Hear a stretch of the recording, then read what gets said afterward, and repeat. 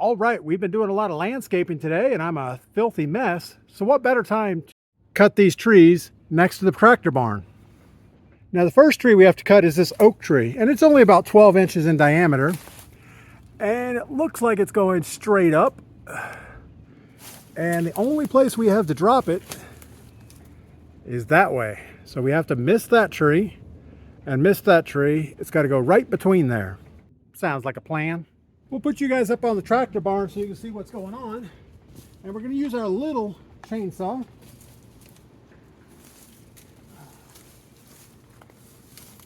Cut some of these branches out of the way just to make room so we don't trip ourselves.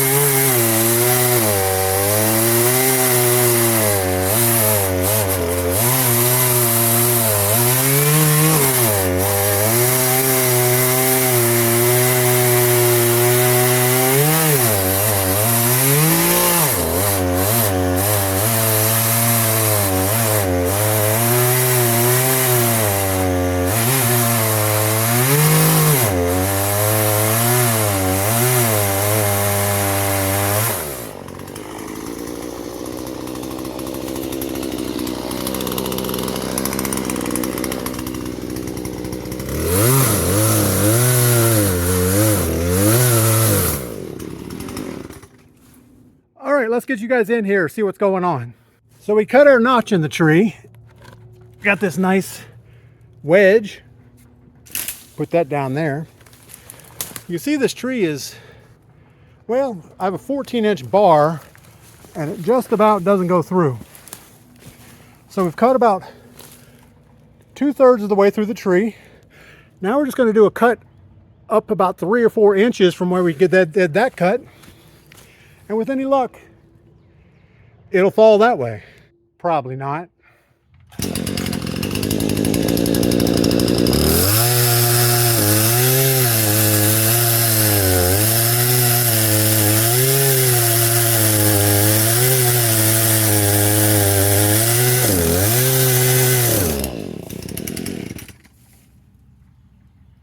Make sure I'm cutting all the way through. Looks like I am.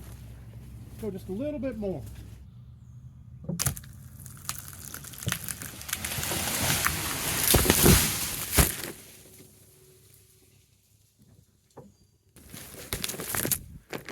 Oh no, you guys fell over. I hope you're okay.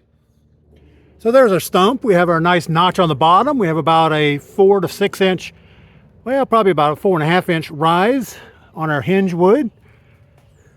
Snapped off really nice, and it landed right where we needed it. So we were looking to miss that tree and this one, and we ended up right in the middle. Perfect. So of the two, that's probably the easier.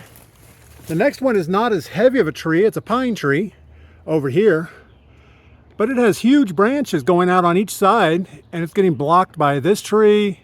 It's going to hit the tree behind us. All kinds of problems. So we might do the right thing and put a rope on it and put some tension down the hill. I'm going to go ahead and tie this rope on the tree up here. We're probably about 8 feet above the ground level. We're going to find a place down the hill to go around something and over that way. Be able to put a little bit of pressure on that tree because it definitely has a lean back over the house a little bit. And we know these branches are going to hang up on that tree. So what's going to happen is it's going to start to fall and then it's going to twist. And when it twists, you have no idea what's going to happen. So we'll keep pressure down the hill. Sounds like a plan. We have a rope tied around the tree up here. The rope runs down the hill around that tree, which is pretty big, over this way. We have a strap around this little tree, and we have a rope come along. What we're going to do is leave the rope fairly slack and go ahead and cut our notch in the tree just like we did the first one. See what the tree wants to do. If it starts leaning back at all, we will come over here and put some pressure on this line. Sounds like a plan.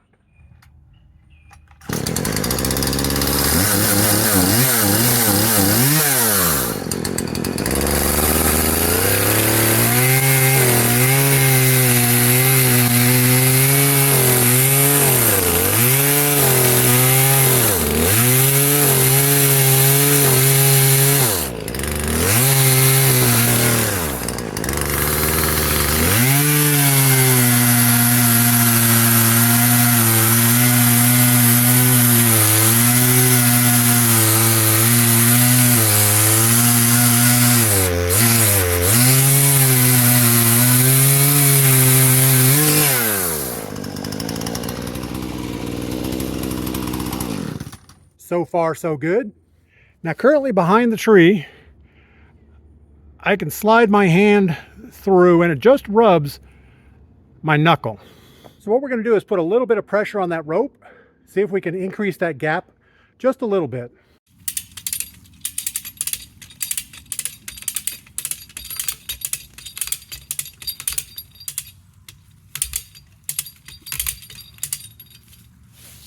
That should be enough. Let's go check the gap, see if it's bigger.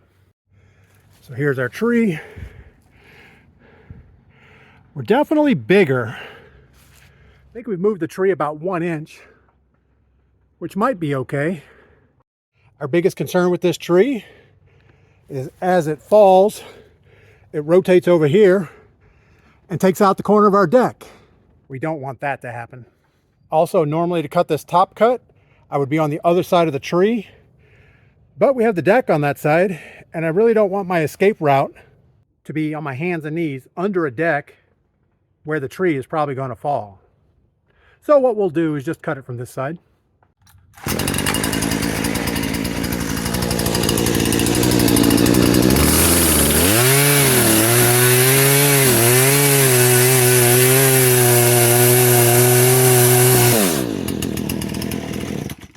I'm going to go put some more pressure on that rope. You guys keep a look here, watching, see what happens.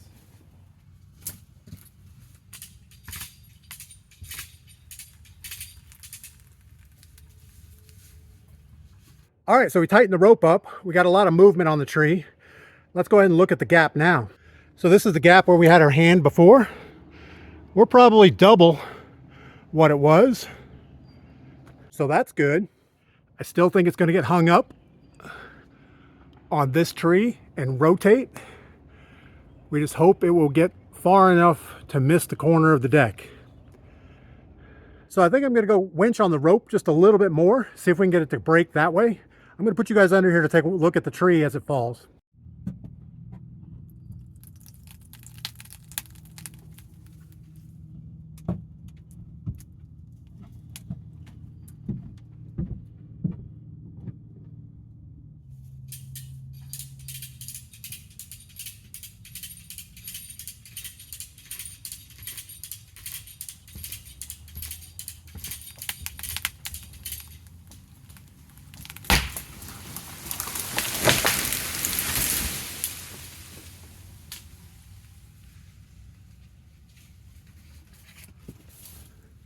How'd we do? All right, that went about like you would have expected. The tree snapped off right on the stump. We had a nice clean break here. It fell right on top of our other tree, right between the two trees that matter. Most importantly, we didn't hit the deck. Wow, I'm glad that's over. Now the right thing to do would be to take the chainsaw and cut off all these branches all the way down the tree, and then cut this log up into about 9-foot sections and haul it over to the sawmill. The bad thing is, as soon as we get the pine trees done, then we have that big oak tree right underneath it. So I think we're going to do the right thing and go back to the house, maybe grab a couple beers, get in the hot tub. I don't know, something other than this. So you guys get outside, do something fun, come back and tell me about it.